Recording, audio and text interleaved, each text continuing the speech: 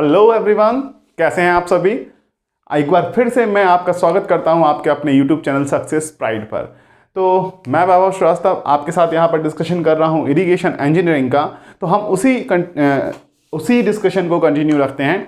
साथ ही साथ एक रिक्वेस्ट है, मैं देख रहा हूं डे बाई डेज जो लर्नर्स हैं वो पीछे होते जा रहे हैं। तो मैं आपसे यही रिक्वेस्ट करूंगा कि जिस दिन लेक्चर अपलोड होता है 24 आवर्स के अंदर आप उस लेक्चर्स को कंप्लीट कीजिएगा, क्योंकि इस वीक के लास्ट में संडे में मैं आपका एक डाउट सेशंस लेने वाला हूं। तो जितना भी अभी तक फर्स्ट चैप्टर से पढ़ा हुआ है, आपके जो भी डाउट हैं उन डाउट को हम संडे के डाउट सेशन में या डाउट क्लास में कंप्लीट लेने वाले हैं, जिससे आपके सारे डाउट्स क्लियर हो जाएंगे। नेक्स्ट दूसरी चीज ये कि सेशंस को ज़्यादा से ज़्यादा शेयर कीजिएगा, लाइक कीजिएगा, और जो भी कमेंट हैं, जो भी हमारे आपके कमेंट्स हैं, क्वेश्चंस हैं, क्वेरीज हैं, उनको कमेंट सेक्शंस में भी मेंशन कीजिएगा। उनको क्लियर करने की पूरी बात की जा रही है। और देखा गया है जो मैंने लास्ट न्यूमेरिकल प्रॉब्लम का वीडियो अपलोड किया था, उसका आंसर्स बहुत ही कम लोगों ने नहीं दिया है या दिया ही नहीं है, ये मान लीजिएगा। तो वो सभी लोग उस क्वेश्चंस का आंसर्स भी मेंशन करें उस कमेंट सेक्शंस में। तो लास्ट वीडियो में जो हमने बात की हुई थी, हमने इरिगेशंस में नया चैप्टर स्टार्ट किया हुआ था जिसका नाम था सॉइल प्लांट वाटर रिलेशनशिप्स, और उसमें हमने वाटर रिक्वायरमेंट ऑफ क्रॉप्स की बात की हुई थी। यदि वाटर रिक्वायरमेंट ऑफ क्रॉप्स की बात की हुई थी तो हमने दो टर्म्स भी पढ़े हुए थे जिनका नाम था crop period and base period. और हमने देखा हुआ था crop period basically base period से थोड़ा सा ज़्यादा होता है प्रैक्टिकली, बट दोनों को सेम माना जाता है। प्रैक्टिकली क्या माना जाता है? दोनों को सेम। थ्योरेटिकली थोड़ा सा ज़्यादा होगा बट प्रैक्टिकली दोनों को सेम मान लिया जाता है, और वो ग्रोथ पीरियड के बराबर होता है। आज जो हमारा डिस्कशन होने वाला है वो होने वाला है most important terms, duty and delta. Duty and delta क्या होते हैं? तो कल की सीरीज को ही, या हम बात करें लास्ट लेक्चर की सीरीज को ही हम आगे बढ़ाते हैं इंपॉर्टेंट डेफिनेशंस में। आज मैं आपसे बात करूंगा, एक टर्म बात करूंगा डेल्टा और एक टर्म बात करूंगा ड्यूटी क्या होता है। तो सबसे पहले डिस्कशन करते हैं हम थर्ड टर्म की, इंपॉर्टेंट टर्म्स की, जिसका नाम है डेल्टा। अब डेल्टा होता क्या है? डेल्टा अगर मैं बेसिकली इसकी डेफिनेशन लिखना चाहूं तो बेसिकली इसकी डेफिनेशन क्या होती है? It is the amount of water which is delivered,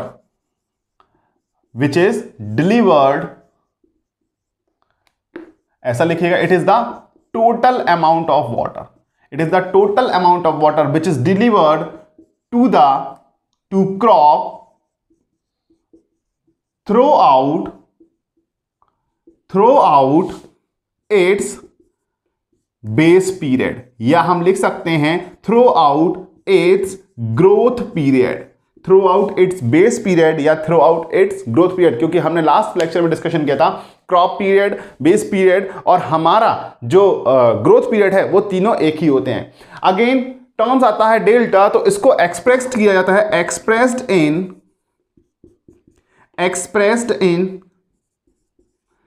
in what?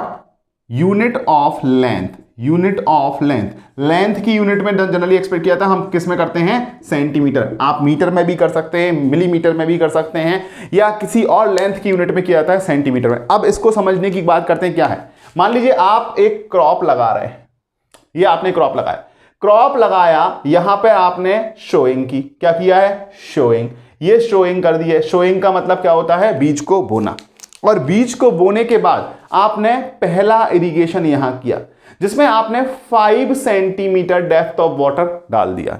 5 centimetre, तो ये क्या है? जितना भी पानी हम देते हैं फील्ड पर उसको डेप्थ ऑफ वाटर के फॉर्म में निकालते हैं कि वाटर की डेप्थ कितना होगी। मैंने 5 सेंटीमीटर दिया।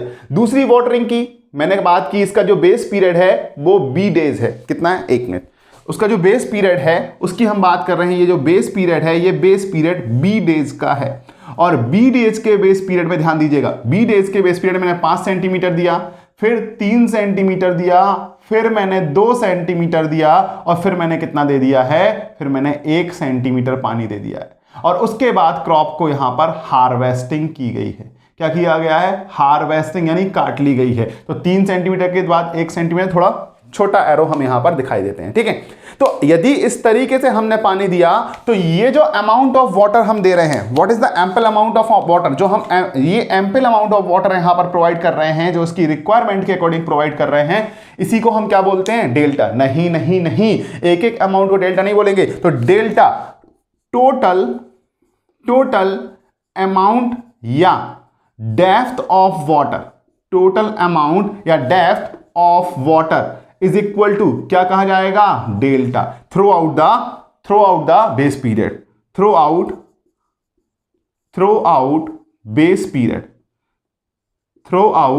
बेस पीरियड, जो कि बेस पीरियड में हमने डिवाइड किया है वो डेल्टा है, वो कितना हो जाएगा 5 + 3 + 2 + 1 इज इक्वल टू 11 सेंटीमीटर। तो ये आपका डेल्टा कहा जाएगा। आई होप डेल्टा के बारे में अब डेफिनेशन क्लियर होगी कि एक सिंगल जो डेप्थ प्रोवाइड कर रहे हैं उसको डेल्टा नहीं बोल रहे हैं, क्या through out the base period जो हम डेप्थ प्रोवाइड कर रहे हैं उसको क्या बोलते हैं, डेल्टा। अब एक और टर्म पूछा जाता है, फ्रीक्वेंसी ऑफ इरिगेशंस। क्या पूछा जाता है, फ्रीक्वेंसी ऑफ इरिगेशंस, या हम बात कर रहे हैं इसको हमारा क्या बोलते हैं, सॉरी, हाँ, frequency of irrigation and rotation period बोला जाता है। ठीक है, तो यहां पर देखिएगा, ये हमारी फर्स्ट वाटरिंग है, ये हमारी सेकंड वाटरिंग है, ये हमारी थर्ड वाटरिंग है और ये हमारी फोर्थ वाटरिंग है। तो दो कंसेक्यूटिव वाटरिंग के बीच में जो टाइम पीरियड रहेगा, दो कंसेक्यूटिव वाटरिंग के बीच में जो टाइम पीरियड होता है उसको हम बोलते हैं फ्रीक्वेंसी ऑफ इरिगेशंस, या हम बोला जाते हैं उसको रोटेशन पीरियड। अब ये क्यों जरूरी होता है, क्योंकि देखिएगा, जब हम आपने बोला कि बेस पीरियड 15 दिन का है, सॉरी 150 दिन का है, सपोज अगर आपने बोल दिया चलो बेस पीरियड 120 दिन का है, तो आपने बोला कि बताइएगा अगर 10 सेंटीमीटर वाटर हर बार अप्लाई करना है, 10 सेंटीमीटर वाटर हर बार अप्लाइड करना है, तो बताइए फ्रीक्वेंसी ऑफ इरिगेशन कितना होगा। तो अगर हर बार 10 सेंटीमीटर अप्लाइड करना है और 120 सेंटीमीटर टोटल प्रोवाइड करना है, तो हम मानते हैं कि हर एक वाटरिंग एक सर्टेन पीरियड बाद की जा रही है, और वो सर्टेन पीरियड क्या होगा वो हमें निकालना पड़ेगा 120/10 करके। तो कितने दिन आ जाएंगे, 120/10 करके हमारे 12 डेज वहां पर मिल जाएंगे। हर 12 डेज बाद हम बात करें तो उसको बोलेंगे एक बार 12 डेज बाद, फिर 12 डेज बाद, फिर 12 डेज बाद, और इस तरीके से 12 डेज बाद हम यहां पर क्या कर रहे हैं, इरिगेशन कर रहे हैं। ये हो गई फ्रीक्वेंसी, बार बार अपनी चीज को रोटेशन कर रहा है, बार बार अपनी चीज को दोहरा रहा है, तो उसको बोलेंगे फ्रीक्वेंसी टाइम पीरियड या रोटेशन टाइम। तो ध्यान रखिएगा, यहां पर नोट करके ये पॉइंट लिख लीजिएगा डेल्टा का। तो इसको मैं लिख सकता हूं फ्रीक्वेंसी ऑफ इरिगेशन या रोटेशन पीरियड। ठीक है, तो इसको हम नोट करके पॉइंट लिख रहे हैं।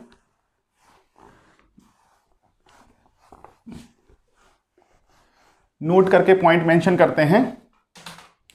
Note,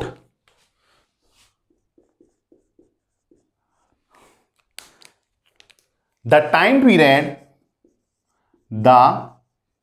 period between two consecutive watering.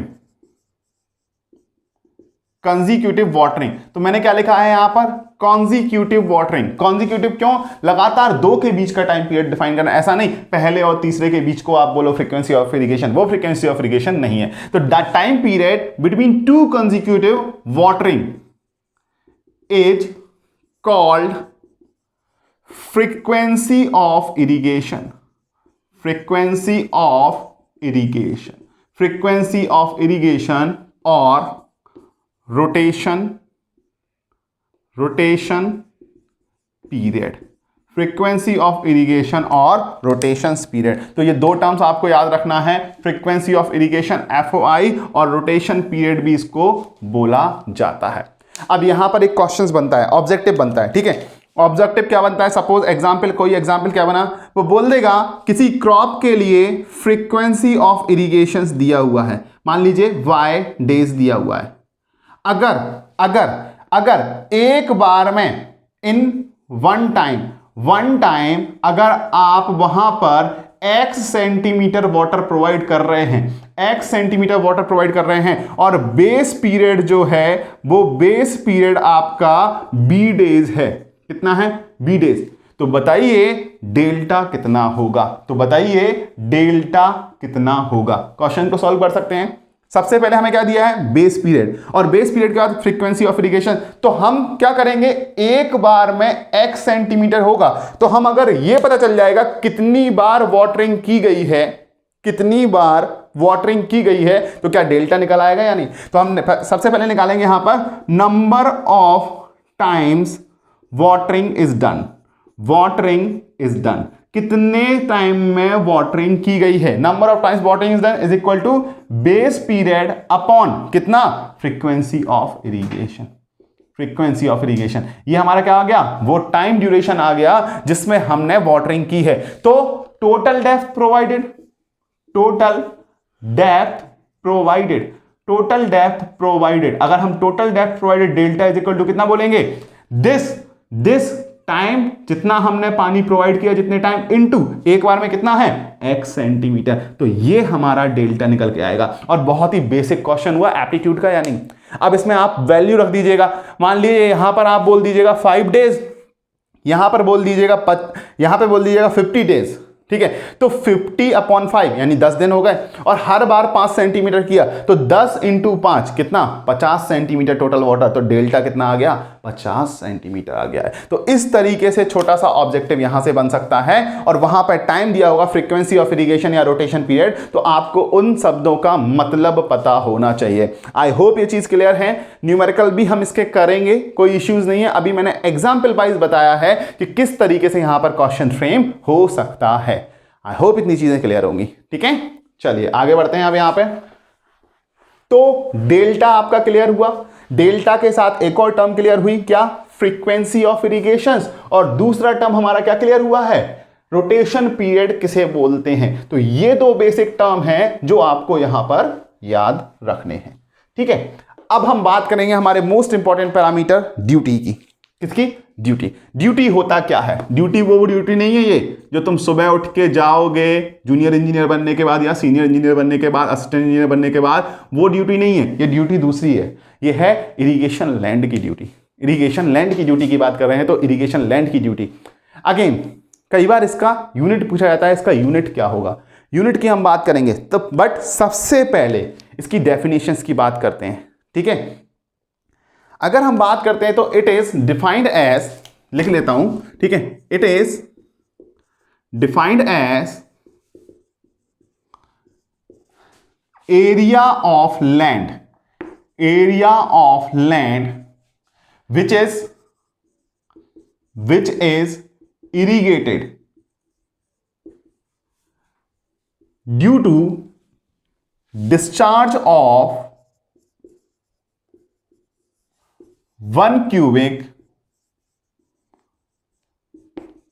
throughout the growth period of crop, throughout the growth period of crop, throughout the growth period of crops। नहीं बात समझ में आई सर, ये तो बात बिल्कुल समझ में नहीं आई। ग्रोथ पीरियड भी लिख सकते हैं, कई बुक में अगर बेस पीरियड भी लिखा होगा तो मैंने आपको बता दिया है, दोनों एक ही चीजें हैं, ठीक है। It is defined as the area of land which is irrigated due to discharge of 1 cubic throughout the growth period of land crops, ठीक है। समझिएगा, मान लीजिए ये आपका पूरा एरिया है, ये एरिया है, ये लैंड एरिया है, ठीक है। और इस लैंड एरिया में मैंने किया 1 क्यूबिक डिस्चार्ज। कितना किया, Q is equal to 1 cubic, और 1 क्यूबिक की बात करें तो क्या इसको मैं 1 मीटर क्यूब पर सेकंड भी लिख सकता हूं या नहीं, 1 क्यूबिक डिस्चार्ज। और 1 क्यूबिक डिस्चार्ज से मैंने बोला टोटल एरिया का केवल ये पोर्शन जो एरिया है, ए हेक्टेयर एरिया है, ये ए हेक्टेयर एरिया ही हमारा क्या हुआ है, इरिगेट हुआ है। 1 क्यूबिक डिस्चार्ज से ए हेक्टेयर एरिया हमारा हुआ है क्या, डिस्चार्ज। तो हम लिख सकते हैं duty is defined as, duty is defined as the irrigated area per cubic metre, per cubic metre, sorry per cubic discharge, per cubic discharge, irrigated area per cubic discharge. तो हम बात कर रहे हैं 1 क्यूबिक डिस्चार्ज से कितना area irrigated हो रहा है टोटल एरिया का, वो हमारा क्या कहलाता है, ड्यूटी। तो ड्यूटी को सिंपली अगर मैं लिखना चाहूं, duty is equal to D is equal to area irrigated, जो भी एरिया इरिगेटेड किया जाए, area irrigated upon discharge, upon discharge. और अगर डिस्चार्ज की हम बात करें तो डिस्चार्ज कितना लेना है 1 क्यूबिक मीटर। तो हम लिख सकते हैं duty is nothing but area to B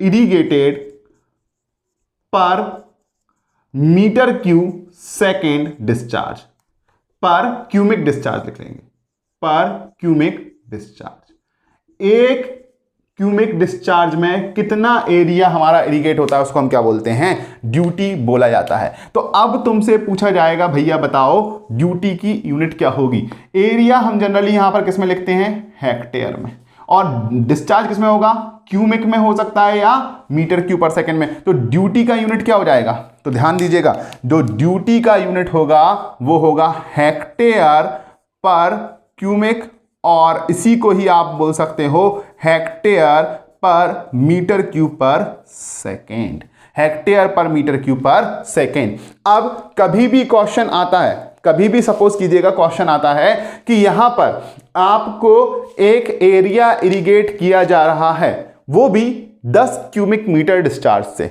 मान लीजिए आपको 100 hectare area discharge, 100 hectare area irrigated किया जा रहा है 10 क्यूबिक डिस्चार्ज से। तो बताइए ड्यूटी कितना हो जाएगा, 100 hectare upon 10 cubic, 10 cubic discharge से 100, तो 1 क्यूबिक में कितना होगा 100 अपॉन 10, 100 अपॉन 10, यही हमारा क्या हो जाए 1 क्यूबिक में होने वाला डिस्चार्ज। तो कितना होगा 10 हेक्टेयर पर क्यूबिक, वही हमारे का क्या लाएगा, ड्यूटी कहा जाएगा। तो ये वाली डेफिनेशंस जो है हमारी वो हमें बहुत बार पूछी गई है। एक मिनट, ठीक है। तो अगर हम बात करते हैं यहां वाली जो डेफिनेशन है, ये बहुत इंपॉर्टेंट ऑब्जेक्टिव के हिसाब से है कि पर क्यूबिक डिस्चार्ज में जो एरिया इरिगेटेड किया जा रहा है वो हमारा क्या होगा, ठीक है। एरिया टू बी इरिगेटेड पर क्यूबिक डिस्चार्ज, वो हमारा क्या कहा जाता है, ड्यूटी कहा जाता है। इसको लेटर डी से रिप्रेजेंट करते हैं, और यूनिट क्या होगा, हेक्टेयर पर क्यूबिक, और तुम बोल सकते हो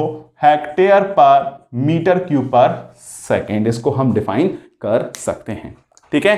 तो ये क्लियर है सभी को, इतनी चीजें, ड्यूटी क्लियर है, डेल्टा क्लियर है। अगर ड्यूटी और डेल्टा क्लियर है तो यहां पर एक और क्वेश्चन तुम्हारा बन के आ गया है, कौन सा, जो अभी हाल डिस्कस किया है कि तुम्हें एरिया दे दिया गया है, डिस्चार्ज दे दिया गया है, तुमसे बोला है ड्यूटी निकालो, या तुमसे ड्यूटी दे दी जाएगी वो बोलेगा एरिया निकालो, या तुमसे डिस्चार्ज दे दिया जाएगा, ड्यूटी दे दिया जाएगा और वो क्या बोलेगा, एरिया निकालिएगा। तो ये फॉर्मूला भी हमारा बहुत इंपॉर्टेंट है, इसको भी हमें ध्यान से रखना है। तो अब यहां पर ये चीजें कंप्लीट होने के बाद यहां पर छोटे छोटे क्वेश्चंस फिर से बन सकते हैं कि भैया एक जगह ड्यूटी है, कुछ जगह डेल्टा है, तो ड्यूटी और डेल्टा का जो रिलेशनशिप है वो एक बार नहीं कई बार डिफरेंट एग्जाम्स में हमसे पूछा गया है कि भैया ड्यूटी एंड डेल्टा का रिलेशनशिप क्या होगा, ड्यूटी एंड डेल्टा का रिलेशनशिप क्या होगा वो हमें बताइए। तो डेल्टा क्या है, डेल्टा हम बोल सकते हैं कि जो डिस्चार्ज है उसको एरिया से डिवाइड कर दीजिएगा, वो एक तरीके से डेल्टा बन गया, यानी जो डिस्चार्ज है मीटर क्यूब पर सेकंड में एरिया से डिवाइड किया, या हम बात करें टोटल वॉल्यूम जो वाटर का हम अप्लाई कर रहे हैं उसको एरिया से डिवाइड करें तो वो डेप्थ आ जाएगी या नहीं, वो डेप्थ आ जाएगी, वो हमारा क्या है डेल्टा। और ड्यूटी क्या है, एरिया, लैंड का एरिया। तो थोड़ा सा और समझने की कोशिश करते हैं कि ये किस तरीके से हमारा रिलेशनशिप रखते हैं। तो relationship between duty and delta, और इसको 5 स्टार लगा देना क्योंकि इस फॉर्मूले को कई बार कई जगह पर पूछा गया है और हमें रिलेशनशिप के बेसिस पर क्वेश्चंस भी, न्यूमेरिकल क्वेश्चंस भी पूछे जाते हैं। तो भैया देखो मजा आ रहा है ना, मजा आते रहना चाहिए, इंटरेस्ट बना रहना चाहिए, वही बात कर रहे हैं। तो अब देखना क्या बोल रहा हूं मैं, ठीक है। एक मेरा लैंड एरिया है, ये मेरा लैंड है, ये लैंड एरिया है, ठीक है। यहां पर मैंने 1 क्यूबिक मीटर डिस्चार्ज दिया, कितना दिया 1 क्यूबिक मीटर डिस्चार्ज, और 1 क्यूबिक मीटर डिस्चार्ज से कितना एरिया इरिगेट हुआ, मैंने बोला a hectare area to be irrigated. तो ये तो हमारी क्या हो गई है, ड्यूटी हो गई है या नहीं, ये हमारी क्या हो गई है, duty. So let's say the duty of the land is D, let's say duty of the land is D. तो हम बात कर रहे हैं ड्यूटी कितना है, duty of land is equal to कितना हो गई है, डी हो गई है, ड्यूटी ऑफ लैंड हो गई है डी। अब ये जो ड्यूटी है, ये जो ड्यूटी है, ये सिंपली एक तरीके का एरिया है या नहीं, मुझे बताइएगा, ये सिंपली क्या है, एक तरीके का एरिया। क्योंकि अगर हम बात करें 1 क्यूबिक मीटर को तो क्या डी हेक्टेयर एरिया हो गया या नहीं, टोटल एरिया कितना है, डी हेक्टेयर। तो क्या मैं लिख सकती हूं 1 क्यूबिक मीटर में कितना हो रहा है, D hectare area to be irrigated, D hectare area to be irrigated. अब एक ही जगह मैंने क्या कर दिया, ड्यूटी, क्योंकि 1 क्यूबिक मीटर मेरा कांस्टेंट रहेगा, वो मैंने कांस्टेंट माना हुआ है। अगर 1 क्यूबिक मीटर मैंने कांस्टेंट माना हुआ है तो तुम मुझे बताओ, अगर 1 क्यूबिक मीटर हम बी बेस डेज के लिए करते हैं, बेस पीरियड, अगर हम इस क्रॉप का बेस पीरियड माने तो base period is equal to कितना मान सकते हैं, बी मान सकते हैं, बी डेज माना मैंने। और अगर बी डेज माना तो बी डेज के केस में कितना टोटल वॉल्यूम वहां पर हमने डिलीवर किया, तो हम बोलेंगे total volume of water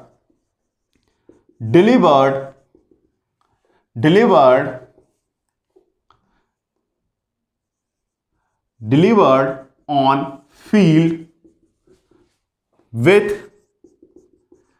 1 meter cube per second discharge for B days।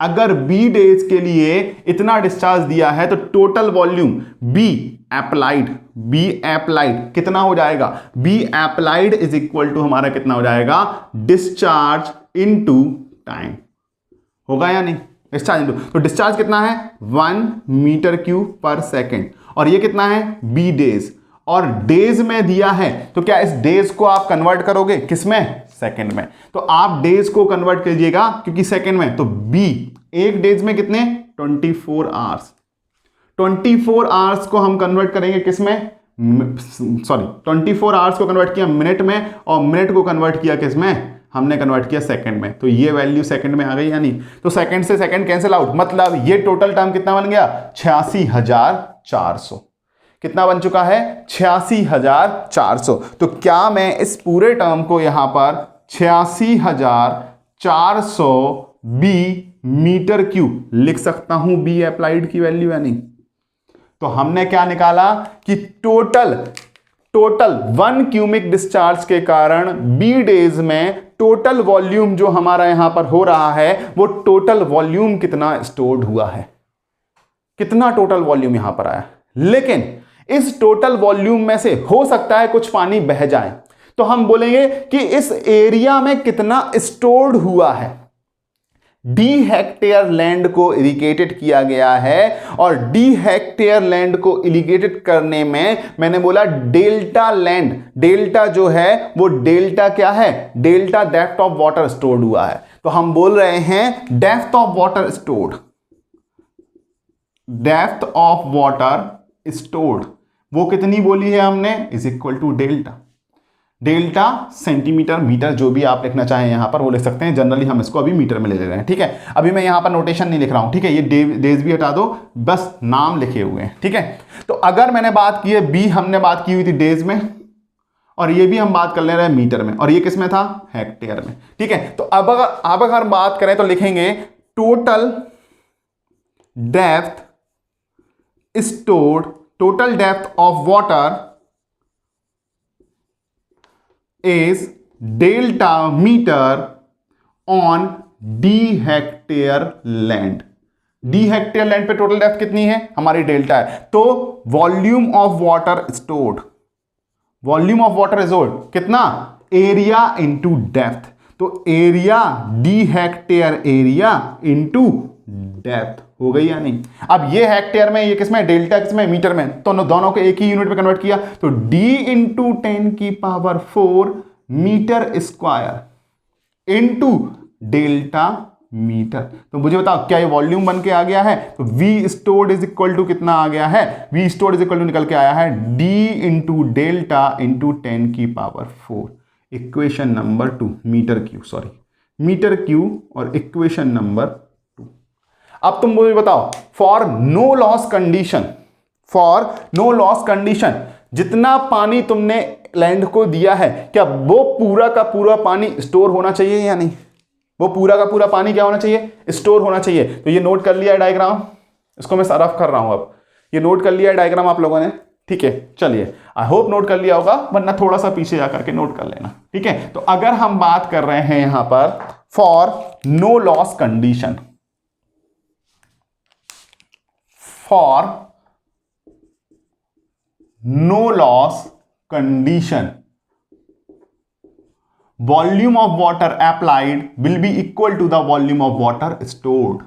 और अगर हम वॉल्यूम ऑफ वाटर अप्लाइड की बात करें, वो कितना है? 86,400, 86,400 into B.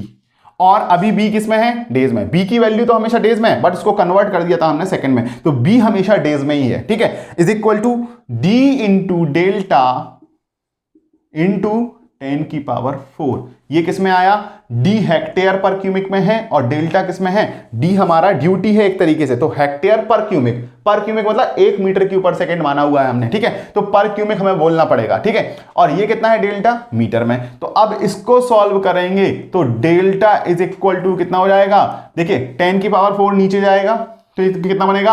8.64 B by D.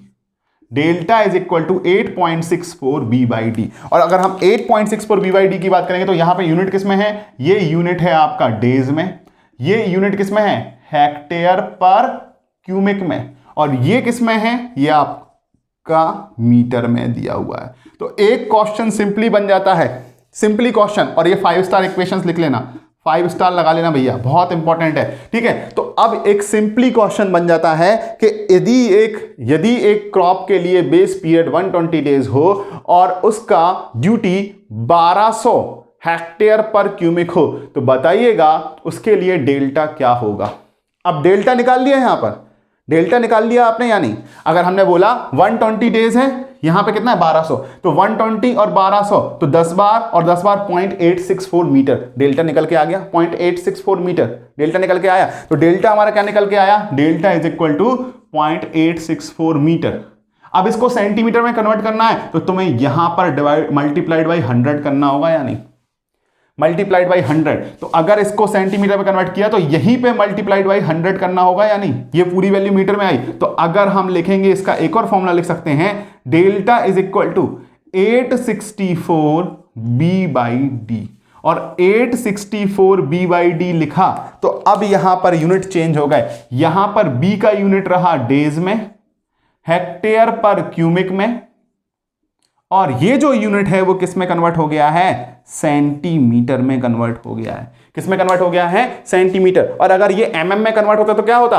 8640 B by D. तो इस तरीके से ऑब्जेक्टिव में, कई बार ऑब्जेक्टिव में तुम्हें घुमाने के लिए क्वेश्चन में ही बोल देगा कि डेल्टा सेंटीमीटर में है, तो बताइएगा आपका फॉर्मूला क्या होगा?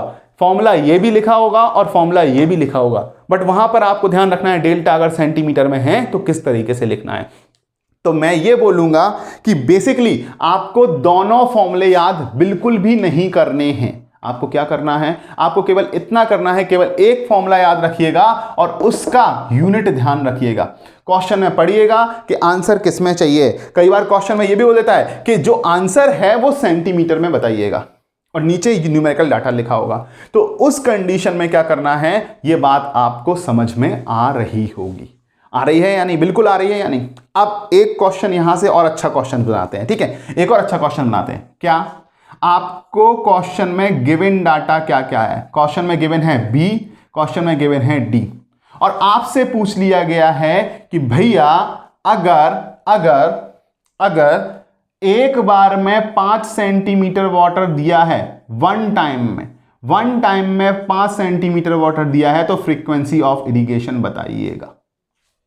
क्वेश्चन दोनों मर्ज होगा, जो पहले क्वेश्चन देखा था और अभी क्वेश्चन, दोनों क्वेश्चन मर्ज।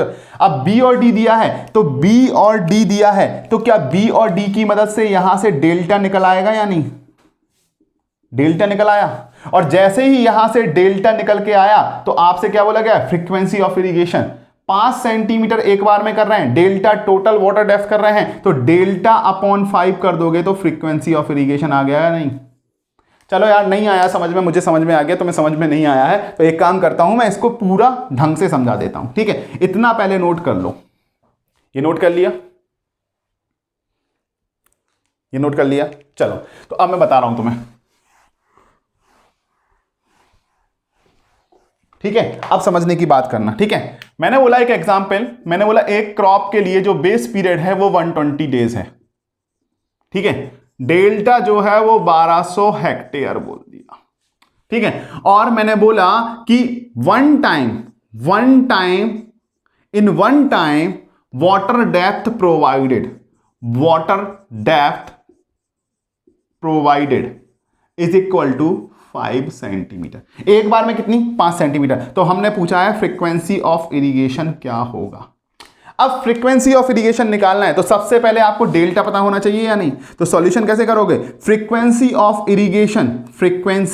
ऑफ इरिगेशन निकालना है तो आप क्या करोगे? टोटल जो डेल्टा है उसमें 5 सेंटीमीटर से डिवाइड कर दोगे, तो उतने टाइम का आपका ये डेज में निकल के आ जाएगा, कितने डेज बाद आप पानी प्रोवाइड कर रहे हो, निकल आएगा। तो हमें निकालना है वो डेज या वो टाइम जिसमें हम पानी प्रोवाइड कर रहे हैं, आफ्टर कितने डेज। तो डेल्टा पता कर लो, तो डेल्टा इज इक्वल टू कितना होगा? 8.64 B/D। अब देखो यहां पर ये वैल्यू सेंटीमीटर में दी गई है, तो क्या तुम ये वैल्यू भी सेंटीमीटर में निकालोगे? इंटू 100 मल्टीप्लाई कर दो, बस फॉर्मूला वही याद रखा कि ये मीटर में था, इंटू 100 मल्टीप्लाई कर दिया, अब ये सेंटीमीटर में हो गया या नहीं? तो अब इसको सॉल्व करेंगे तो कितना निकल के आ रहा है? ये 8.64 इंटू बी की वैल्यू कितना? 120 डेज अपॉन 1200, तो ये हो गया 10 और ये हो गया फिर से 10, तो ये कितना निकल के आया? 86.4 सेंटीमीटर। तो फ्रीक्वेंसी ऑफ इरिगेशन कितना आ गया है? 86.4 अपॉन 5, ये हमारा निकल के आ गया है फ्रीक्वेंसी ऑफ इरिगेशन। बताओ इस क्वेश्चन में कितना सा टाइम लगा? तो इस तरीके से जो हमने पहले फ्रीक्वेंसी ऑफ इरिगेशन वाला कॉन्सेप्ट देखा हुआ था, उसी क्वेश्चंस को मैंने थोड़ा सा एक्सटेंड कर दिया इस फॉर्मूले को इंक्लूड करते हुए। उसी क्वेश्चंस को इस फॉर्मूले को इंक्लूड करते हुए हमने क्या कर दिया है? एक्सटेंड कर लिया है। तो क्या बताओ तुम ये सारी कंडीशन निकाल सकते हो या नहीं? अब इसी क्वेश्चन को और एक्सटेंड कर दूं मैं, और एक्सटेंड कर दूं थोड़ा सा, ठीक है? तो यहां पर जो ड्यूटी है ना हेक्टेयर पर क्यूबिक, जो डायरेक्टली ना दे करके वो बोलेगा कि 150 हेक्टेयर को 15 क्यूबिक डिस्चार्ज से इरिगेट किया जा रहा है, तो ड्यूटी बताओ। तो ड्यूटी कितना हो जाएगी? 100 हेक्टेयर पर क्यूबिक। और थोड़ा सा डिस्चार्ज और थोड़ा सा तुम्हारा फॉर्मूला चेंज हो गया या नहीं? वहां पर एक कॉन्सेप्ट और ऐड हो गया या नहीं? तो इस तरीके से जो अभी तक पड़ा हुआ है ड्यूटी एंड डेल्टा का कॉन्सेप्ट, उसी के बेसिस पर क्वेश्चंस के पैटर्न डिफरेंट बन रहे हैं। तुम्हें सबसे पहले समझना ये जरूरी है पूछा क्या जा रहा है और हमें गिवन क्या डाटा है, उसके बेसिस पर आंसर निकालेंगे। तो ऐसे नंबर ऑफ क्वेश्चंस हम प्रैक्टिस करेंगे। आई होप कि मैं नेक्स्ट सेशन में आपको इस तरीके के क्वेश्चंस यहां पर प्रैक्टिस करवा दूंगा कि किस तरीके से होंगे। बाकी अभी के लिए आपको कुछ चीजें एग्जाम्पल फॉर्म में समझ में आई या नहीं? बहुत बढ़िया यार, बहुत बढ़िया।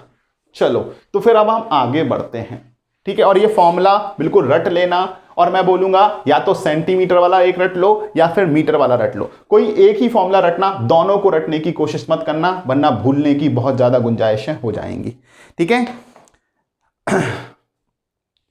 अब यहां पर एक और क्वेश्चन पूछा जाता है कि भैया ड्यूटी जो है वो किस तरीके से वैरी कर रहा है, ड्यूटी जो है कैसे वैरी कर रहा है, किस तरीके से वैरी कर रहा है, और कितने टाइप की ड्यूटी हम डिफाइन कर सकते हैं। तो देखो यहां पर हम बात करते हैं कि duty of water at various places. तो नेक्स्ट हेडिंग जो हमारी होगी वो होगी duty of water at various places, ठीक है? वेरियस प्लेसेस का मतलब क्या है समझना, ठीक है? मैं एक यहां पर एक सिस्टम बना रहा हूं। सिस्टम का मतलब जो है वो हमारा इरिगेशन सिस्टम है, कि वो इरिगेशन सिस्टम किस तरीके से काम कर रहा है, ठीक है? इरिगेशन सिस्टम किस तरीके से काम, तो यहां पर मान लीजिए ये रिवर जा रही है, ये रिवर जा रही है, तो रिवर पे आपने बनाया हेडवर्क, रिवर के हेड पर क्या बनाया? हेडवर्क। और इस हेडवर्क का काम क्या होगा? इस हेड वर्क का काम होगा या तो पानी को डाइवर्ट करना या यहीं पे पानी को स्टोर करना। अब ये हेड वर्क आपका बियर भी हो सकता है, बैराज भी हो सकता है, डैम भी हो सकता है। अगर स्टोरेज हेड वर्क बनाना है तो डैम होगा या रिजर्वायर होगा, लेकिन यदि मुझे पानी को केवल डाइवर्ट करना है तो वो हम वियर एंड बैराज बना सकते हैं, ठीक है। और वहां से डाइवर्ट होकर के पानी कहां आएगा, पानी आएगा मेन सप्लाई लाइन में। तो ये आपकी रिवर भैया है और ये क्या है, main supply system, main supply system या प्राइमरीली कैनाल भी बोल सकते हैं, ठीक है। मेन कैनाल भी बोला जा सकता है और इसको लिख लीजिएगा, मेन कैनाल भी बोला जा सकता है, मेन कैनाल, ठीक है। मेन कैनाल से क्या होता है, एक ब्रांच कैनाल निकलती है। मेन कैनाल से क्या निकलता है, एक ब्रांच कैनाल। तो ये हमारी क्या हो गई है, ब्रांच कैनाल हो गई है, ब्रांच कैनाल। ब्रांच कैनाल से अगेन हम एक निकालते हैं डिस्ट्रीब्यूटरी। ये ब्रांच कैनाल काफी सारे खेतों तक जाएगी और यहां पर हम बात करेंगे एक डिस्ट्रीब्यूटरी की। तो ये होती है हमारी डिस्ट्रीब्यूटरी और ये डिस्ट्रीब्यूटरी क्या करती है, बहुत सारे खेतों को कनेक्ट कर रही होती है। ये डिस्ट्रीब्यूटरी, इस तरीके से डिस्ट्रीब्यूटरी जाएगी। तो हमने क्या क्या बनाया, हमने किया रिवर, रिवर से मेन सप्लाई या मेन कैनाल, उसके बाद यहां से गया पानी यहां ब्रांच कैनाल में, ब्रांच कैनाल में आगे तो जा ही रहा है, साथ ही साथ यहां पर भी डाइवर्ट हो जा रहा है डिस्ट्रीब्यूटरी में। और डिस्ट्रीब्यूटरी के बाद एक होती है माइनर, जो पानी को खेतों तक ले जाएगा। ये क्या कहलाती है, माइनर, और इसको बोला जाता है माइनर डिस्ट्रीब्यूटरी भी बोला जाता है, माइनर डिस्ट्रीब्यूटरी भी बोला जाता है। तो इस तरीके का हमारा कैनाल सिस्टम होता है। ऐसा नहीं है कि सीधे जो रिवर से कैनाल निकली है वो यहां पर पानी, नहीं, ये वाली जो मेन कैनाल है इसका साइज बड़ा होगा, डिस्चार्ज ज्यादा होगा, उससे कम डिस्चार्ज यहां पर होगा क्योंकि वो और कम, फिर उसके बाद यहां डिस्चार्ज और कम क्योंकि बट गया है, फिर और कम डिस्चार्ज हो जाएगा क्योंकि माइनर्स में आ गया है, और यहां पर कनेक्ट होता है क्या, आपका वाटर कोर्स। यहां पर क्या कनेक्ट होता है, ये कनेक्ट होता है वाटर कोर्स, ठीक है। और वाटर कोर्स का मतलब आपका कुछ भी नहीं होता है, वाटर कोर्स का मतलब होता है यहां पर फील्ड। ये है आपका वाटर कोर्स और वाटर कोर्स का मतलब होता है इरिगेशन एरिया, वाटर कोर्स या इसी को ही बोला जाता है और फील्ड, वाटर कोर्स और फील्ड। और वाटर कोर्स और फील्ड के बीच में एक लगा होता है आउटलेट। क्या होता है, आउटलेट। आउटलेट, आउटलेट जो होता है वो जंक्शन पॉइंट होता है between minor distributary and water course. तो आउटलेट के फॉर्म में लिखना हो तो लिख लीजिएगा junction between minor and water course, minor and water course. Minor और वाटर कोर्स के बीच में क्या कराएगा, ये जंक्शन कहा जाएगा। तो देखिएगा, रिवर से लेकर के इस आउटलेट तक पानी लाने की रिस्पॉन्सिबिलिटी होती है गवर्नमेंट की, इरिगेशन डिपार्टमेंट। जो तुम्हारे इरिगेशन डिपार्टमेंट बने होते हैं उनका काम यही होता है कि सिंचाई के लिए पानी प्रोवाइड कराएं, और रिवर से लेकर के आउटलेट तक पानी लाने की रिस्पॉन्सिबिलिटी होती है किसकी, गवर्नमेंट की या इरिगेशन डिपार्टमेंट्स की। और आउटलेट से अपने अपने खेतों में पानी ले जाने की रिस्पॉन्सिबिलिटी खुद फार्मर्स की होती है। किसकी होती है, खुद फार्मर्स की होती है। अगेन जो मेन सप्लाई होगी इसमें डिस्चार्ज कुछ और होगा, ब्रांच में कुछ और होगा, डिस्ट्रीब्यूटरी में कुछ और होगा, माइनर में कुछ और होगा, और वाटर कोर्स पे डिस्चार्ज कुछ और होगा। लेकिन अगर हम देखें रिवर का डिस्चार्ज और वाटर कोर्स पे डिस्चार्ज देखें तो रिवर और वाटर कोर्स में डिस्चार्ज, किसका डिस्चार्ज ज्यादा होगा, बताइएगा मुझे, किसका डिस्चार्ज ज्यादा होगा। तो मैं बात करता हूं रिवर का डिस्चार्ज हमेशा ज्यादा रहेगा। तो आपको एक बात समझ में आई है, रिवर का डिस्चार्ज ज्यादा, वहां से कुछ मेन सप्लाई में आया, और मेन सप्लाई में आने के कारण सीपेज में कुछ लॉसेस होंगे या नहीं, सीपेज में कुछ लॉसेस हो सकते हैं, या पानी एवापोरेट हो सकता है यहां पर या नहीं, रुका हुआ है अगर मान लो तो पानी एवापोरेट हो सकता है। तो बहुत सारे लॉसेस होते हैं। तो अगर हम बात कर रहे हैं from river to water course, अगर रिवर्स से हम वाटर कोर्स की तरफ जा रहे हैं तो तुम मुझे बताओ, रिवर्स से वाटर कोर्स में जाने में डिस्चार्ज क्या होगा, कम होगा, डिस्चार्ज कम होगा। लॉसेस, डिस्चार्ज कम होने का कारण क्या है, या ऐसा लिखिएगा, from river to water course losses जो हैं वो क्या हो जाएंगे, बढ़ जाएंगे या नहीं। अब ये लॉसेस जो होते हैं वो कन्वेयंस लॉसेस हो सकते हैं। क्या हो सकते हैं, कन्वेयंस। कन्वेयंस का मतलब होता है ट्रांसफर करना। कन्वेंस का मतलब क्या होता है? ट्रांसफर, किसी भी चीज का ट्रांसफर। पानी का रिवर से मेन सप्लाई में ट्रांसफर, मेन सप्लाई से ब्रांच सप्लाई में ट्रांसफर, ब्रांच सप्लाई से डिस्ट्रीब्यूटरी में ट्रांसफर, डिस्ट्रीब्यूटरी से माइनर में। अब जब हम ट्रांसफर करते हैं कुछ ना कुछ पानी लॉस, जैसे मान लो एक घर में तुमने पाइप लगाया, मशीन चलाई, पाइप लगाया, तुमने एक बर्तन भरा, एक बर्तन भरने के बाद दूसरे बर्तन में पाइप लिया, तो थोड़ा सा पानी का लॉसेस हुआ या नहीं? इसी तरीके से जब पानी को डाइवर्ट किया जा रहा है तो वहां पर कुछ ना कुछ लॉसेस हो जाते हैं। तो हम बात कर रहे हैं लॉसेस होंगे, कन्वीनियंस लॉसेस हो सकते हैं, ये ट्रांसमिशन लॉसेस हो सकते हैं, या हम बात कर सकते हैं इनको एवेपोरेशन लॉसेस हो सकते हैं, इवेपोरेशन लॉसेस हो सकते हैं, किसी भी तरीके के लॉसेस हो सकते हैं। तो अगर हम रिवर से वाटर कोर्स की तरफ जा रहे हैं तो लॉसेस क्या हो रहे हैं? बढ़ रहे हैं। और लॉसेस बढ़ रहे हैं तो डिस्चार्ज क्या होगा? डिस्चार्ज की बात करें, डिस्चार्ज क्यू क्या होगा? वो डिस्चार्ज क्यू कम हो जाएगा या नहीं? मतलब यहां अगर 50 क्यूबिक था तो इस मेन सप्लाई में 50 क्यूबिक से कम, लेट से 45 यहां पर है, ब्रांच में कितना? 40, ब्रांच में अगर 40 है, डिस्ट्रीब्यूटर में कितना? 35, और डिस्ट्रीब्यूटर में अगर 35 है तो माइनर में 30, और वाटर कोर्स में 30 से भी कम डिस्चार्ज आएगा। और अगर डिस्चार्ज कम हुआ तो ड्यूटी इज इक्वल टू क्या होता है? ड्यूटी इज इक्वल टू क्या होता है? Area upon discharge. और डिस्चार्ज कम होता गया तो ड्यूटी क्या होती जाएगी? बढ़ती जाएगी। ड्यूटी क्या होती जाएगी? बढ़ती जाएगी। ड्यूटी डी क्या होगा? बढ़ता ही जाएगा। क्लियर हुई बात? तो अब तुमसे यहां पर ऑब्जेक्टिव पूछा जाता है, which of the following canal system या which of the following element in this irrigation scheme having maximum duty? जल्दी से बताइएगा। Option A main supply, option B branch supply, option C distributory, option 4 outlet. जल्दी बताइएगा।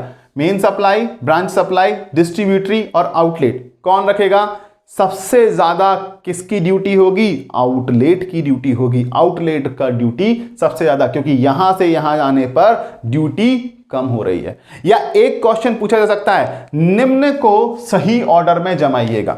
Duty के decreasing order में जमाइएगा। Duty decreasing order में जमाइएगा। Decreasing order सबसे ज्यादा किसकी होगी? वाटर कोर्स की। फिर किसकी होगी? फिर होगी आउटलेट की। फिर किसकी होगी? फिर होगी माइनर की। फिर होगी किसकी? डिस्ट्रीब्यूटरी की। फिर होगी ब्रांच कैनाल की, और फिर होगी मेन कैनाल की। तो ये डिक्रीजिंग ऑर्डर में होगा या नहीं? ऐसा ऑब्जेक्टिव बना के दे सकता है किसी भी तरीके से ऑब्जेक्टिव। तो ड्यूटी एट डिफरेंट प्लेसेस का मतलब आपको समझ में आया? वेरियस प्लेसेस किस तरीके से चेंज हो रही है। तो हम देखेंगे कि जो ड्यूटी हमारी है फ्लो की डायरेक्शन में हमेशा कम होती जा रही है। यह हम बात बोलें कि जैसे जैसे हमारा ड्यूटी जो है वो रिवर से फील्ड की साइड पे बढ़ रहे हैं तो लॉसेस बढ़ेंगे, डिस्चार्ज कम होगा, जिसके कारण ड्यूटी क्या हो जाएगी? ड्यूटी हमारा अल्टीमेटली बढ़ जाएगी। और इसको इस तरीके से भी लिखा जा सकता है, from river to downstream. तो क्या from upstream to downstream भी लिखा जा सकता है या नहीं? ये पैरामीटर क्या है? Up stream. यहां से पानी स्टार्ट हो रहा है और ये जा रहा है, यहां गया, फिर यहां गया, फिर यहां गया, यहां गया और यहां आया। तो ये क्या हुआ है आपका? Down stream and. क्या हो गया? ये डाउन स्ट्रीम एंड। तो आप बोल रहे हो अप स्ट्रीम से डाउन स्ट्रीम जाने पर ड्यूटी क्या हो रही है? बढ़ रही है। तो क्वेश्चन इस तरीके से भी फ्रेम किया जा सकता है। आपसे पूछा जा सकता है कि बताइए upstream to downstream जाने पर ड्यूटी इंक्रीज होती है, option A, option B decrease होती है, ऑप्शन सी सेम रहती है और option D none of the above. तो बताइए क्या होगा? ड्यूटी क्या हो रही है? Upstream to downstream जाने पर क्या हो रही है? बढ़ रही है। या downstream to upstream जाने पर बढ़ रही है? नहीं, downstream to upstream जाने पर क्या हो रही है? कम हो रही है। तो यहां पर क्वेश्चन घुमा सकता है, ये चीज बिल्कुल ध्यान में रखना है। क्लियर है इतनी चीजें? आई थिंक इससे बेटर लैंग्वेज में नहीं लिखा जा सकता है। ठीक है, तो इसको एज इट इज आप नोट कर लीजिएगा। और अगर लैंग्वेज में लिखना है, मैं बोल दे रहा हूं, आप लिख सकते हैं, when we are moving from upstream during the passage of flow या passage of water from upstream to downstream, during the passage of water from upstream to downstream, the conveyance, transmission and evaporation losses increases, due to which the discharge decreases in the different canal system. in the different canal system, as a result of which duty increases, as a result of which duty increases, and at the outlet point duty is maximum, at the outlet point या at the water course duty is maximum। तो ये point लिखिएगा, note करके लिख लीजिएगा, at water course duty is maximum, duty is maximum. तो ये important point है, आपका ऑब्जेक्टिव में पूछा जा सकता है कि वाटर कोर्स पे ड्यूटी क्या होती है, तो ड्यूटी जो होती है वो वाटर कोर्स पे क्या होती है, मैक्सिमम। ठीक है, क्लियर है बात। तो इतना पॉइंट हमने मेंशन किया। अब आगे बढ़ते हैं, यहां पर एक और क्वेश्चन पूछा जा सकता है, क्या, आउटलेट डिस्चार्ज फैक्टर या outlet factor. Outlet discharge factor या आउटलेट फैक्टर क्या होता है, ये क्वेश्चन हमसे पूछा जा सकता है। तो इसको सिंपली समझने की बात करना कि ड्यूटी एट आउटलेट, नोट का दूसरा पॉइंट लिख लेना। ठीक है, नोट का पहला पॉइंट था मैक्सिमम कहां होती है, नोट का दूसरा point, duty at outlet is defined as outlet discharge factor और आउटलेट फैक्टर। तो अगर क्वेश्चन में सिंपली बोला जा रहा है कि एक क्वेश्चन है, क्या क्वेश्चन है भैया, क्वेश्चन ये है तुम्हारा कि क्वेश्चन में बोला गया है तुमसे कि एक वाटर इरिगेशन सिस्टम के लिए जो डेल्टा है वो तुम्हें दिया गया है और बी की वैल्यू तुम्हें दी गई है। तो तुमसे पूछा गया आउटलेट फैक्टर निकालिएगा। ये कहां पर दे दी गई है, डेल्टा की वैल्यू और बी की वैल्यू आउटलेट पर दे दी गई है, तो आउटलेट फैक्टर। तो तुम्हें सिंपली फॉर्मूला लगाना है, डेल्टा इज इक्वल टू क्या होता है, 8.64 बी बाई डी, जहां पर डेल्टा की वैल्यू किसमें है, मीटर में। तो simply D is equal to निकाल देना 8.64 बी बाई, ये तुम्हारा क्या हो जाएगा, आउटलेट फैक्टर। यही जो ड्यूटी है ये क्या हो जाएगा, ये आउटलेट फैक्टर हो जाएगा। क्लियर हुई बात। तो ये ड्यूटी निकाल लेना तुम आउटलेट पर, तो वो तुम्हारा क्या कहा जाएगा, आउटलेट फैक्टर कहा जाएगा। क्लियर है बात, सभी को क्लियर है। तो एक क्वेश्चन यहां पर भी बनता है, निकालना ड्यूटी ही है बट उसका नाम क्या कर दिया है, आउटलेट डिस्चार्ज फैक्टर या आउटलेट फैक्टर बोल दिया, बस इतनी सी चेंजेस किया गया है। क्लियर, चलो तो ये पूरा ड्यूटी एट वेरियस प्लेसेस आपको क्लियर हुई या नहीं, बहुत बढ़िया। अगर ये क्लियर हो गया है तो एक क्वेश्चन डेफिनेटली यहां से कई बार पूछा गया है, तो आपको ध्यान रखना है ये क्वेश्चंस बिल्कुल किस तरीके से बन रहा है। चलिए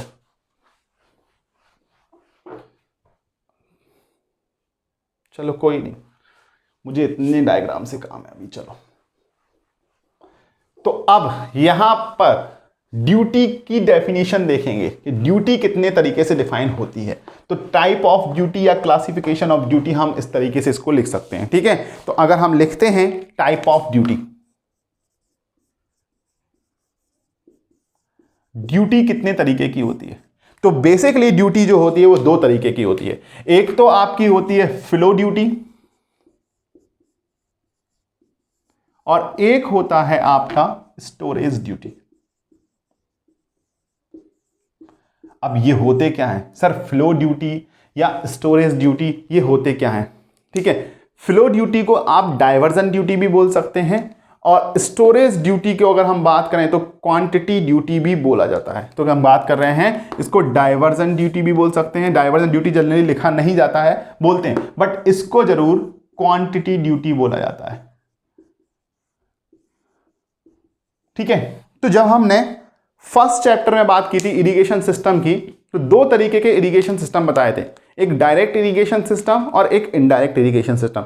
डायरेक्ट इरिगेशन सिस्टम में क्या था, डायरेक्टली रिवर बह रही है, रिवर से पानी को क्या किया, डाइवर्ट किया, रिवर से पानी को डाइवर्ट किया, और अगर डाइवर्ट किया तो वो कैसा सिस्टम था, डायरेक्ट इरिगेशन सिस्टम था। और अगर पानी को रिवर से डाइवर्ट ना करके क्या किया, स्टोर किया, फिर उसके बाद क्या किया, इरिगेशन किया, स्टोर करने के बाद क्या किया, इरिगेशन किया, तो उसको क्या बोला था, स्टोरेज या इनडायरेक्ट सिस्टम ऑफ इरिगेशन बोला था, यानी डायरेक्ट या फिर डाइवर्टेड, डायरेक्ट और डाइवर्टेड इरिगेशन सिस्टम बोला था या नहीं। तो ध्यान दीजिएगा, ध्यान दीजिएगा, अगर फ्लो ड्यूटी की बात कर रहे हैं तो ये ड्यूटी जो डिफाइन है वो डायरेक्ट इरिगेशन सिस्टम में डिफाइन है। मतलब if there is negligible storage of water, if there is negligible storage of water and all the irrigation is done by diverted water is known as flow duty। क्या बोला जाता है उसको, flow duty बोला जाता है। तो अगेन हम बात करेंगे, it is defined in direct irrigation system, direct irrigation system where storage of water is negligible, अगर हम डायरेक्ट इरिगेशन सिस्टम की बात करें तो डायरेक्ट इरिगेशन सिस्टम में जो ड्यूटी डिफाइन है वो हम क्या बोलेंगे, फ्लो ड्यूटी। और इस फ्लो ड्यूटी के लिए अगर हम बात करेंगे तो फ्लो ड्यूटी के लिए भी हमारा पैरामीटर डी ही रहेगा और उसका यूनिट रहेगा हेक्टेयर पर क्यूबिक।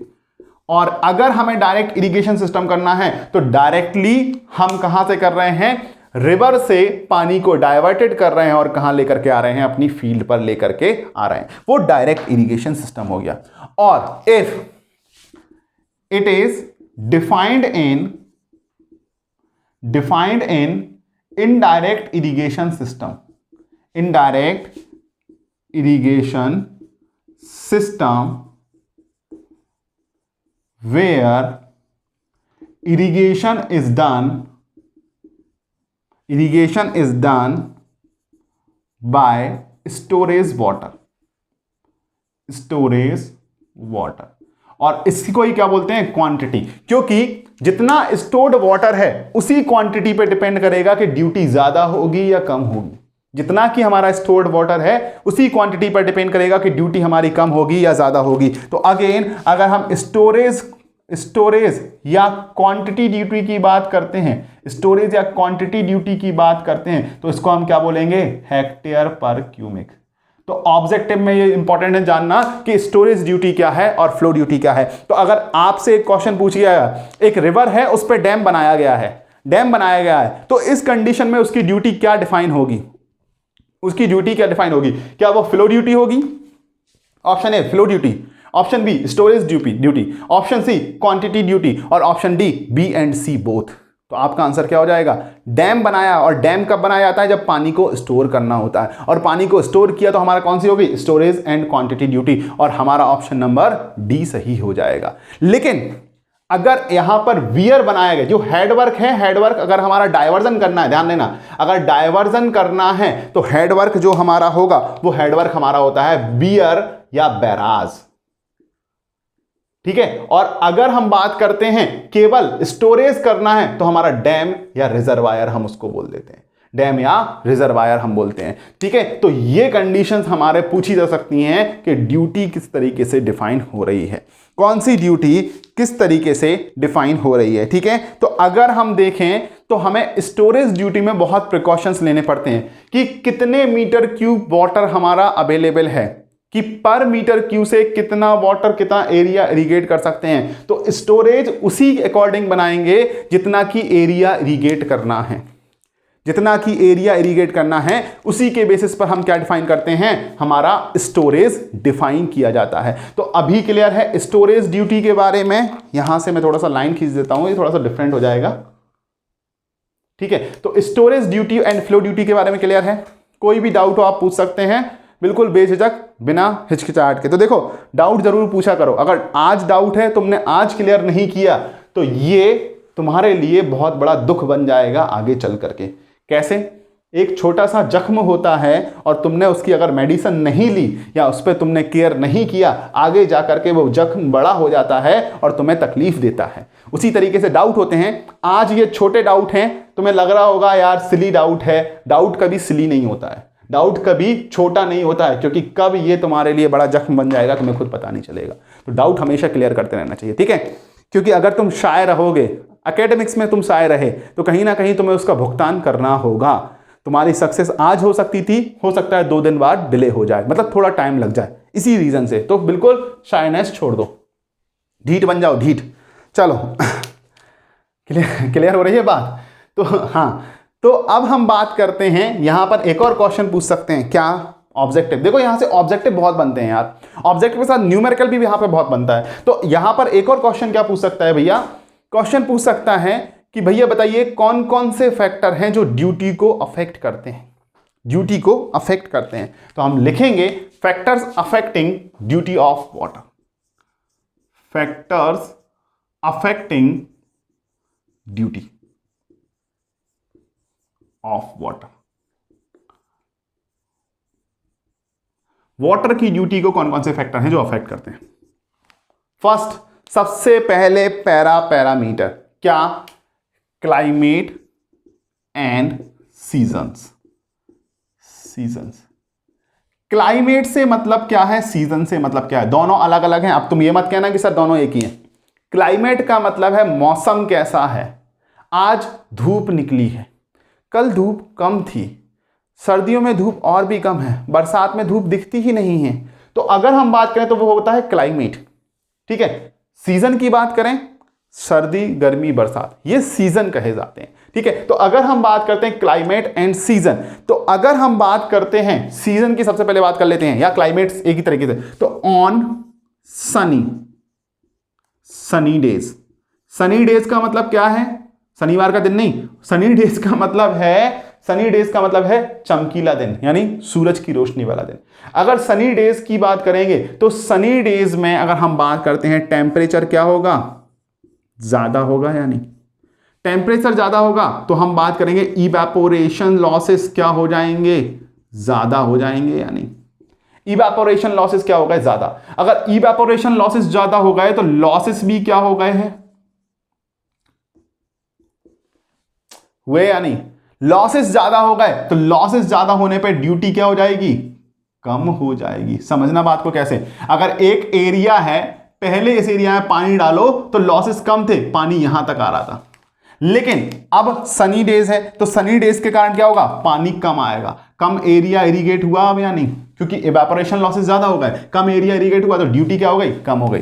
तो उसी तरीके से अगर हमारा टेम्परेचर बढ़ा तो टेम्परेचर बढ़ने पे भी क्या होगा, अगर हम बात करें टेम्परेचर बढ़ने पे, तो टेम्परेचर बढ़ने पे फिर से लॉसेस क्या हो जाएंगे, बढ़ जाएंगे। लॉसेस बढ़े तो ड्यूटी क्या हो जाएगी, कम हो जाएगी, यानी मतलब पर क्यूबिक मीटर में हमारा लॉसेस कम। तो सीजन या क्लाइमेट किसके बेसिस पर डिपेंड कर रहे हैं, टेम्परेचर और ड्यूटी इनवर्सली प्रोपोर्शनल हो रहा है, यानी टेम्परेचर बढ़ रहा है, अगर सराउंडिंग्स का टेम्परेचर, एटमॉस्फेयर का टेम्परेचर बढ़ रहा है तो ड्यूटी क्या होता जाएगा, कम होता जाएगा, या टेम्परेचर घट रहा है तो ड्यूटी क्या हो जाएगी, बढ़ जाएगी। तो ये क्लाइमेटिक कंडीशंस के बेसिस पर हमने बात की है, ठीक है। दूसरा पैरामीटर देखते हैं, दूसरा टाइप ऑफ सॉइल, सॉइल कैसी है।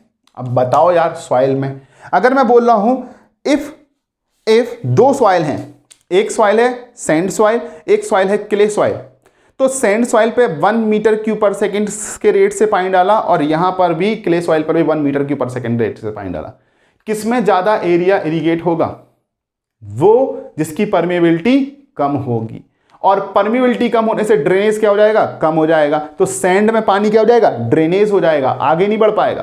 क्ले में पानी आगे बढ़ेगा, ड्रेनेज कम से कम होगा। तो परमेबिलिटी कम तो ड्यूटी ज्यादा। तो हम बात करेंगे कैसे अफेक्ट कर रहा है, परमेबिलिटी। तो इफ परमेबिलिटी,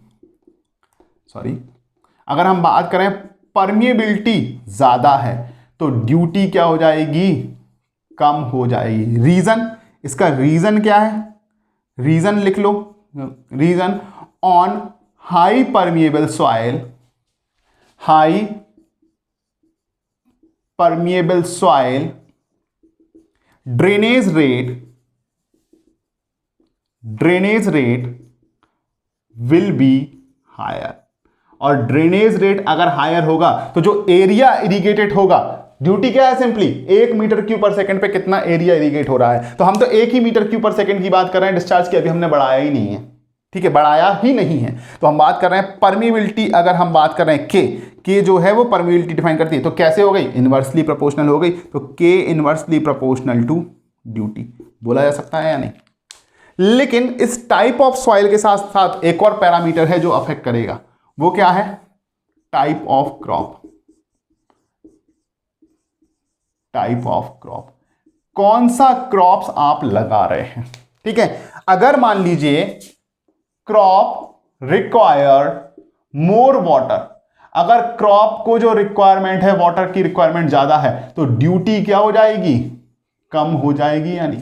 क्योंकि एक जगह पे ये क्रॉप लगी हुई है, ये क्रॉप लगी हुई है, जैसे यहां पर पानी आया, जैसे ही पानी यहां पर आया, उस पानी को इस क्रॉप ने रोक लिया अपने लिए, तो आगे जाने वाला पानी कम हो जाएगा या नहीं? और अगर ऐसी क्रॉप है जिसको कम पानी चाहिए, तो पानी आगे तक निकल जाएगा या नहीं? तो हम बात कर रहे हैं, अगर क्रॉप मोर वाटर कंज्यूम कर रही है, तो ड्यूटी क्या हो जाएगी? कम हो जाएगी। Crop required more water, then duty will be decreased, duty will be decrease. तो अगर हम बात कर रहे हैं टाइप ऑफ क्रॉप भी है, तो वो भी हमारा अफेक्ट कर रहा है कहीं ना कहीं। अच्छा ये बताओ, रेनफॉल, यूजफुल रेनफॉल की बात करें, यूजफुल रेनफॉल क्या वो अफेक्ट करेगा? यूजफुल रेनफॉल क्या वो अफेक्ट करेगा? जिसके हम बात कर रहे थे पी इफेक्टिव, हमने बात की थी सलाइनिटी में, पी इफेक्टिव। तो यूजफुल रेनफॉल क्या ये अफेक्ट करेगा? बिल्कुल, ये भी हमारा अफेक्ट करेगा।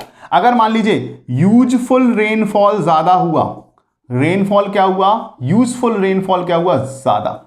अगर यूजफुल रेनफॉल ज्यादा हुआ मतलब पानी ज्यादा रन ऑफ नहीं हुआ, ज्यादा से ज्यादा परकोलेट हो गया, ज्यादा से ज्यादा परकोलेट हो गया, तो 1 मीटर क्यूब पानी डालोगे तो कुछ एरिया नीचे परकोलेट होने की जगह आगे बढ़ना स्टार्ट ज्यादा करेगा, ज्यादा एरिया इरिगेट करने की कोशिश करेगा या नहीं? तो हम बोलेंगे यूजफुल रेनफॉल ज्यादा हुआ तो ड्यूटी भी क्या हो जाएगी? बढ़ जाएगी। रीजन क्या होगा? Deep percolation will not be much higher, deep percolation will not be much higher. और अगर मान लो जिस समय सूखा पड़ गया, सूखा पड़ गया, उस समय यूजफुल रेनफॉल क्या हो गया? कम हो गया। सूखा पड़ गया तो पानी जैसे ही डालोगे सबसे पहले नीचे पेनिट्रेट होने की कोशिश करता है या नहीं? जमीन को संतृप्त करने की कोशिश करता है, सैचुरेट करने की कोशिश करता है, तो नीचे पानी जाएगा, नीचे भी उसी रेट से जाएगा जिस रेट से आगे जा रहा है, तो आगे ज्यादा नहीं जा पाएगा, नीचे ज्यादा चला जाएगा, तो ड्यूटी क्या हो जाएगी? कम हो जाएगी। तो यूजफुल रेनफॉल पे डिपेंडेंसी हो गई या नहीं? यूजफुल रेनफॉल पे डिपेंडेंसी हो गई या नहीं? ठीक है। नेक्स्ट पैरामीटर, चलो इसको रफ कर देते हैं थोड़ा सा, ये नोट कर लिए हैं आई होप, ठीक है। तो एक एक करके पैरामीटर डिस्कस कर रहा हूं सारे।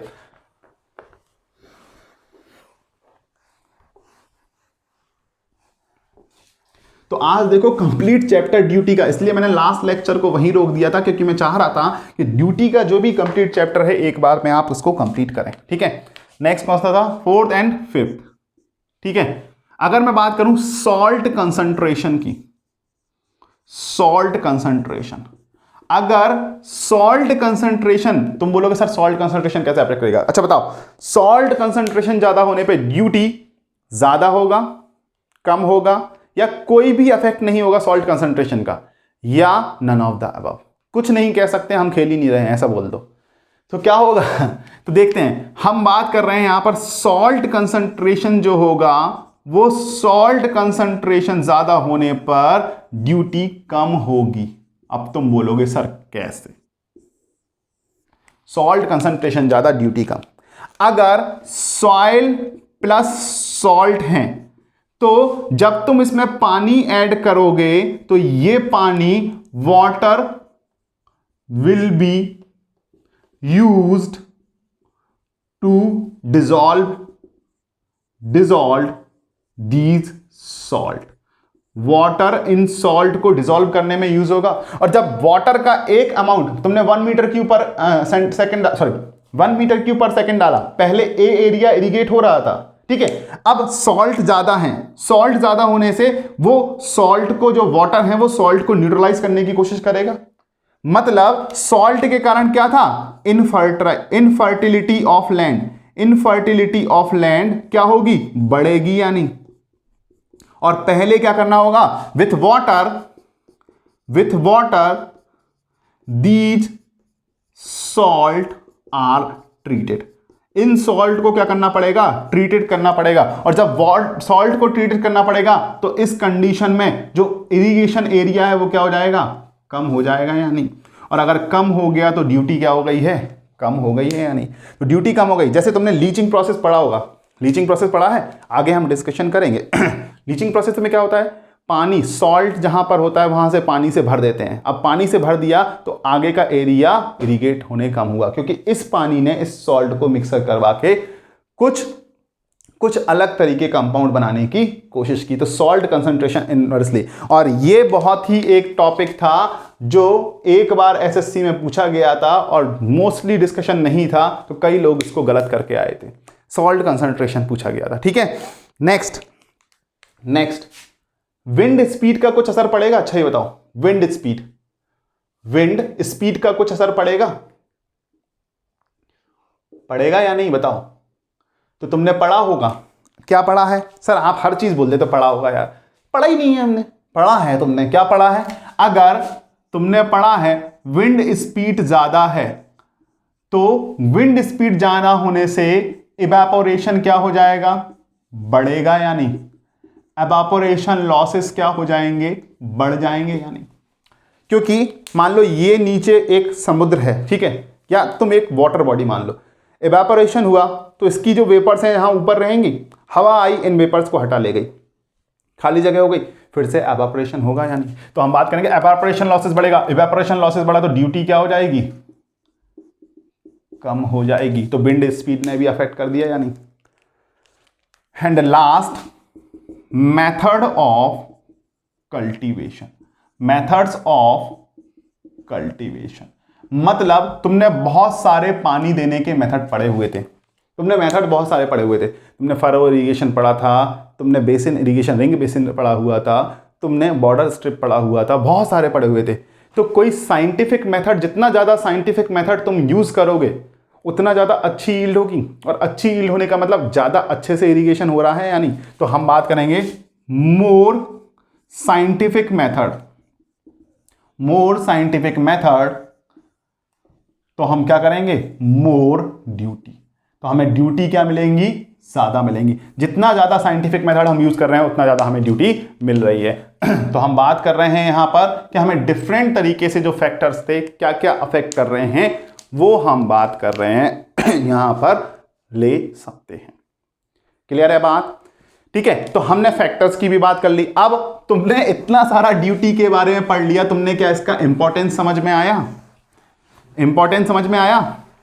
आ गया होगा। क्या इंपॉर्टेंस समझ में आया? इंपॉर्टेंस समझ में तो तुम्हें पहले ही मैंने बता दिया जब मैं ड्यूटी की डेफिनेशन बताई थी। क्या? Importance of duty.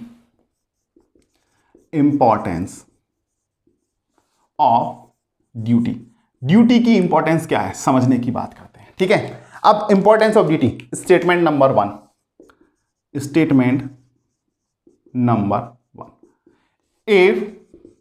if area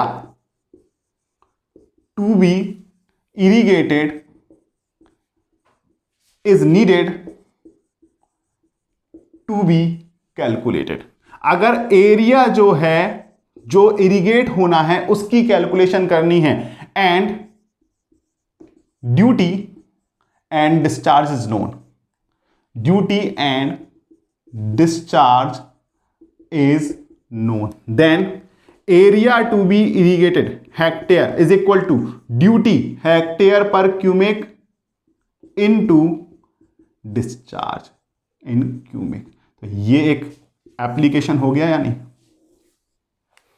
importance हो गई कि ड्यूटी अगर पता है तो कितना एरिया इरिगेट कर पा रहे हो वो हम निकाल सकते हैं। हर बार आपको लैंड में जाकर मेजर करने की जरूरत नहीं है। डिस्चार्ज पता होना चाहिए, ड्यूटी पता होना चाहिए, एरिया निकाल लोगे या नहीं?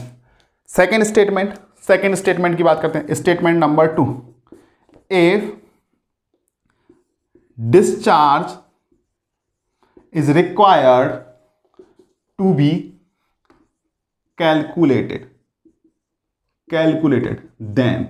हमें क्या पता है? अब एरिया पता है और ड्यूटी पता है, तो डिस्चार्ज कैलकुलेट करें। तो discharge in cubic is equal to area in hectare upon duty in hectare per cubic, hectare per cubic. और इस तरीके से क्या आपने इंपॉर्टेंस ऑफ ड्यूटी भी पढ़ लिया या नहीं? कैसे हम डिफरेंट कैलकुलेशन कर सकते हैं किसकी मदद से? ड्यूटी। अगर कहीं की भी ड्यूटी पता है तो एक पैरामीटर पता है, दूसरा पैरामीटर हम आसानी से कैलकुलेट कर सकते हैं। तो क्या ये बात समझ में आई या नहीं? ठीक है। और ये सारी कैलकुलेशन कहां पर है? कैनाल हेड पर है। कैनाल हेड या हम बात करें आउटलेट पर की जाने वाली कैलकुलेशन है। कहां पर? आउटलेट। क्योंकि आउटलेट पर हम डिस्चार्ज यहां आसानी से कैलकुलेट कर सकते हैं। आउटलेट पर क्या कर सकते हैं? डिस्चार्ज आसानी से। और ये वाली कैलकुलेशन मेनली कहां पर की जाएगी? फील्ड पर। कि फील्ड पर डिस्चार्ज कितना आ रहा है अगर हमें ड्यूटी पता है और एरिया कितना इरिगेट हो रहा है तो पता है। तो ये एरिया कितना इरिगेट कर सकता है, ये कैनाल पर हमारी जनरली इक्वेशंस लगेगी। और ये कहां पर लगेगी? लैंड पर लगने वाली इक्वेशंस है। तो इस तरीके की बात यदि हम यहां पर करें तो इस तरीके से हम यहां पर देख सकते हैं कि किस तरीके की वैल्यू हमारी निकल करके आ रही है। क्लियर है बात सभी को?